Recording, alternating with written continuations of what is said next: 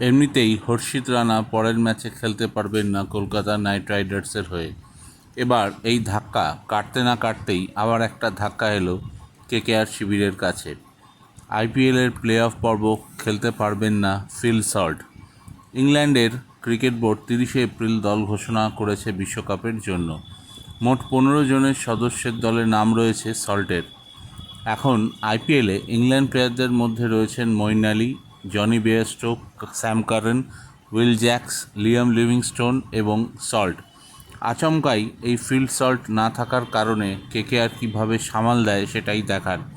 দুরন্ত ফর্মে থাকা ওপেনারটি ইংল্যান্ডের টি-20 বিশ্বকাপের স্কোয়াডে যে সিলেক্ট হবেন সেটা ধরেই নেওয়া গিয়েছিল। একই দল পাকিস্তানের বিরুদ্ধে সিরিজ খেলবে, সেটা শুরু হবে 22শে মে। আর আইপিএলের গ্রুপ পর্বে খেলা শেষ হবে 19শে মে, প্লে অফ শুরু ঠিক একদিন পর।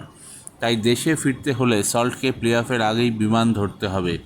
সেটা হলে বড় ধাক্কা খাবে কেকেআর, কারণ এবারের আইপিএলে শাহরুখ খানের দলের সাফল্যের সিংহভাগটাই নির্ভর করছে ওপেনিং জুটির ওপর।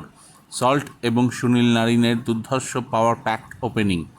পাওয়ার প্লেতে নারিন এবং সল্ট যেভাবে ধুন্ধুমার ব্যাটিং করে এসছেন বা করছেন, তাতে বিপক্ষকে কার্যত ব্যাকফুটে ঠেলে দিচ্ছে কেকেআর শিবির।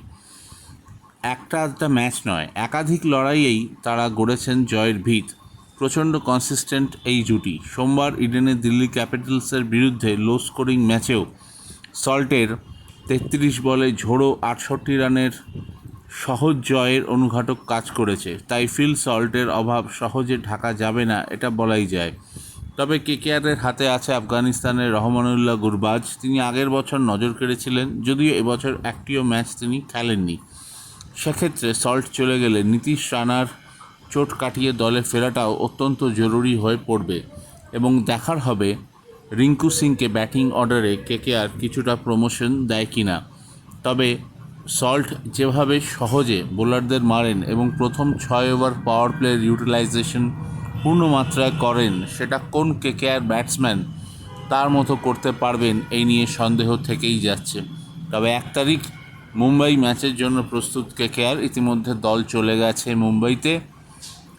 দেখা যাক মুম্বাইকে মুম্বাইয়ের মাঠে হারাতে পারে কিনা শাহরুখ খানের ছেলেরা।